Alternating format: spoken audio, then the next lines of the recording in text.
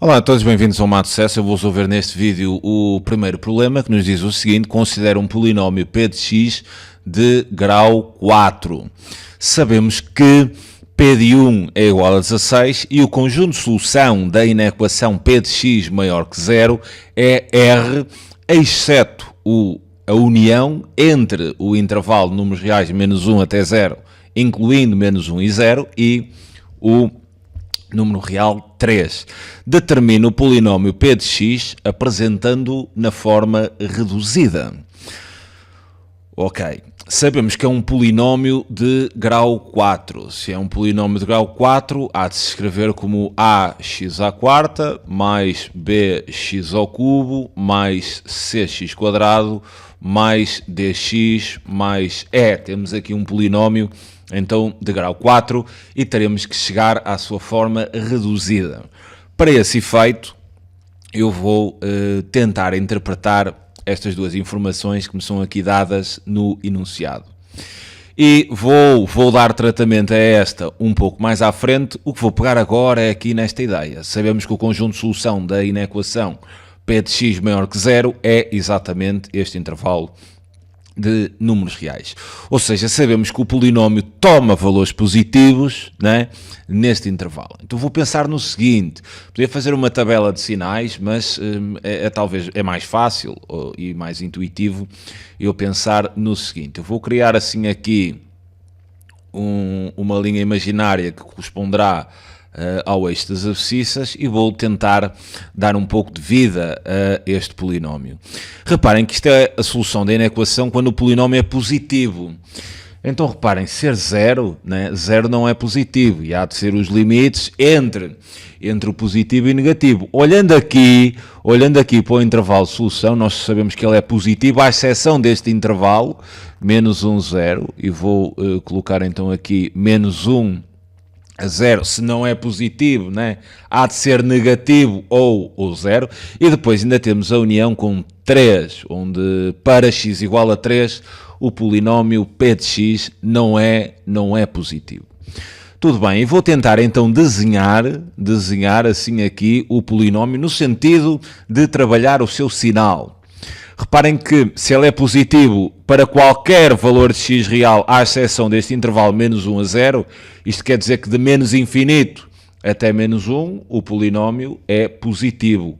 Então, ok, de menos infinito, né, até menos 1, eu vou desenhar assim aqui o polinómio acima do eixo do x. Se neste intervalo de menos 1 a 0, ele não é positivo, então será negativo, ou 0, há de ter 0 ali em menos 1, né? E depois neste intervalo ele há de ser negativo, né?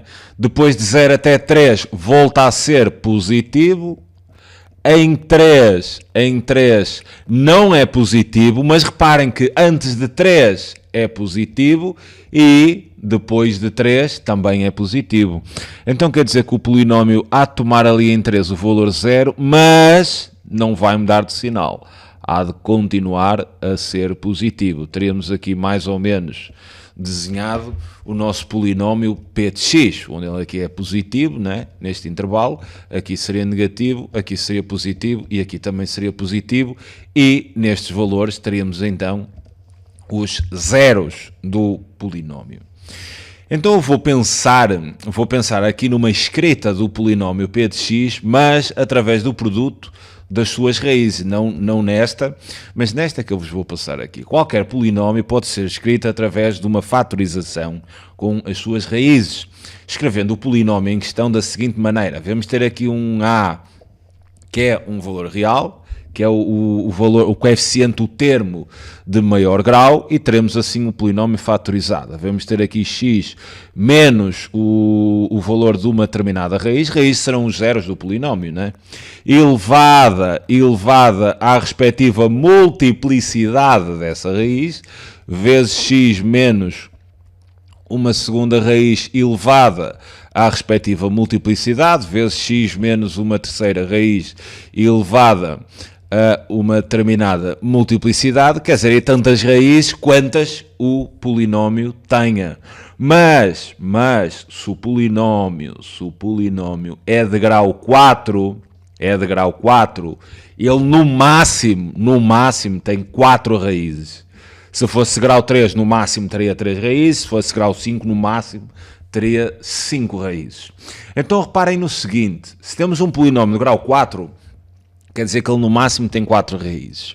Olhando aqui para o desenho que criamos, nós percebemos que temos aqui uma raiz em menos 1, temos uma raiz para x igual a 0 e temos uma terceira raiz para x igual a 3, ou seja, nós olhando para aqui temos 3 raízes.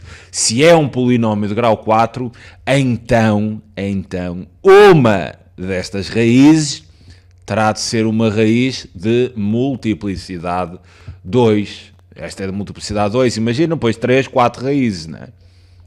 Lembrem-se disto, polinómio de grau 4, no máximo, tem 4 raízes. Temos 3, uma delas terá que ter multiplicidade 2.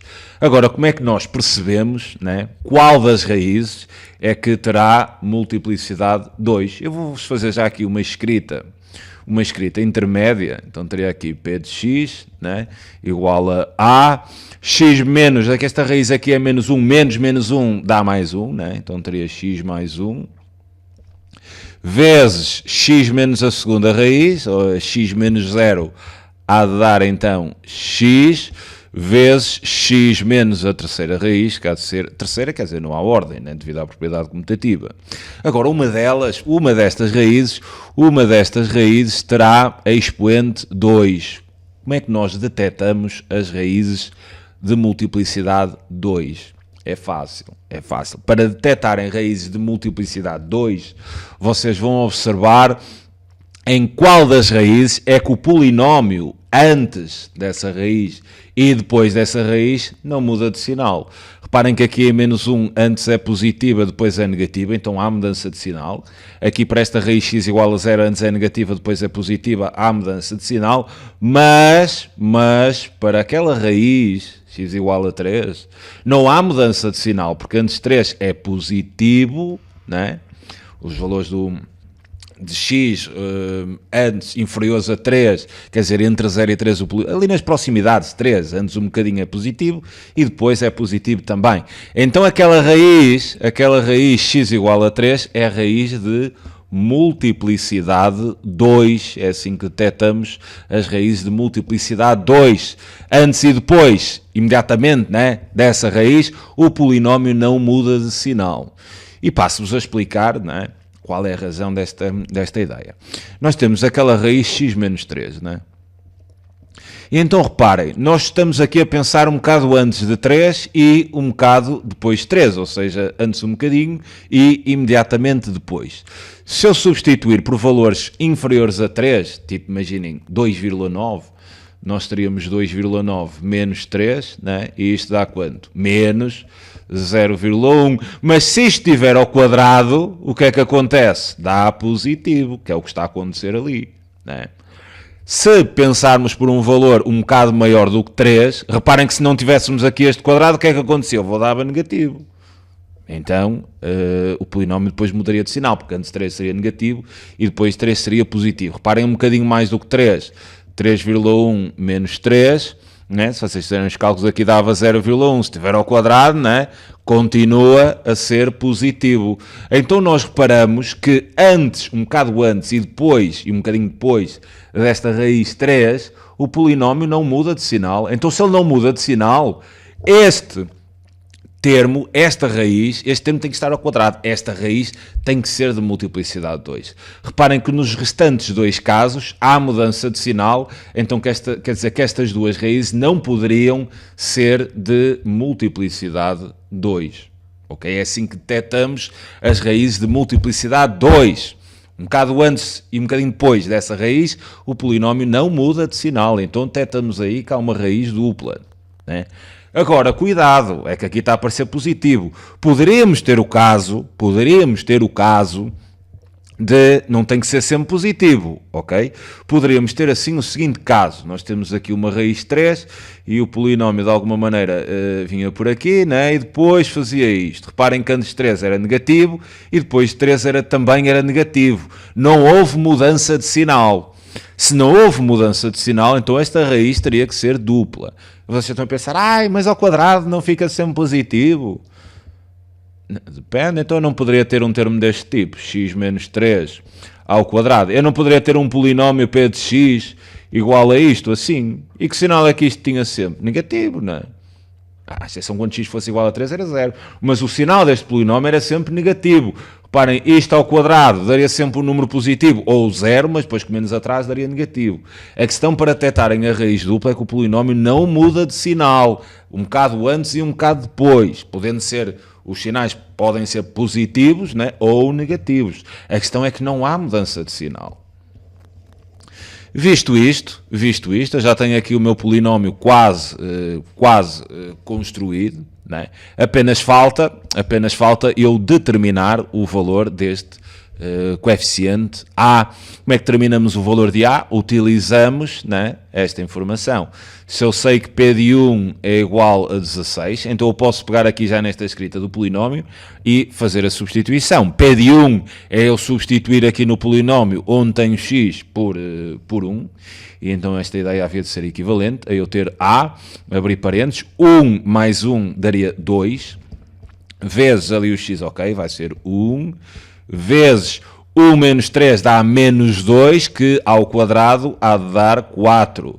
Isto então é igual a 16. Efetuar aqui os cálculos. 4 vezes 2, 8, ok? O 8A igual a 16. O que teria então que A seria igual a 16 oitavos. Então teria que A seria simplesmente igual a 2. Então vou agora escrever o polinómio P de x fatorizado, né? Aqui fatorizado em função das suas raízes e respectivas multiplicidades. Teria então aqui 2, abrir parênteses, x mais 1 vezes x menos 3 ao quadrado. Já temos aqui o polinómio p de x, mas temos que apresentá-lo na forma reduzida, ou seja, nós temos que apresentá-lo nesta forma. Teremos que aplicar aqui o quadrado do binómio a este fator e depois aplicar a propriedade distributiva de modo a termos o polinómio na sua forma reduzida. Farei isso no diapositivo seguinte. Temos então p de x que é igual a 2x, penso eu que é mais 1, exato, x mais 1 vezes x menos 3 ao quadrado. Vou fazer aqui a distributiva com o 2, está a ser então equivalente a eu ter p de x, distribuindo aqui o 2, eu obtenho então 2x mais 2, né, vezes x. Aqui vou já aproveitar e vou aplicar o desenvolvimento do quadrado do binómio. Teria o primeiro ao quadrado, que é x quadrado, depois o dobro do produto entre os termos, então ficaria com menos 6x mais o quadrado do segundo, que seria mais 9. Isto então seria equivalente. Vou agora fazer aqui a distributiva com este x, né, para aqui. E então teria p de x igual a 2x quadrado mais 2x. Isto vezes x quadrado menos 6x mais 9. E agora vou voltar a aplicar a propriedade distributiva. Ou seja, vou fazer 2x quadrado vezes x quadrado, 2x quadrado vezes menos 6x, 2x quadrado vezes mais 9 e depois fazer o mesmo com o 2x. De modo depois obter o polinómio na sua forma reduzida.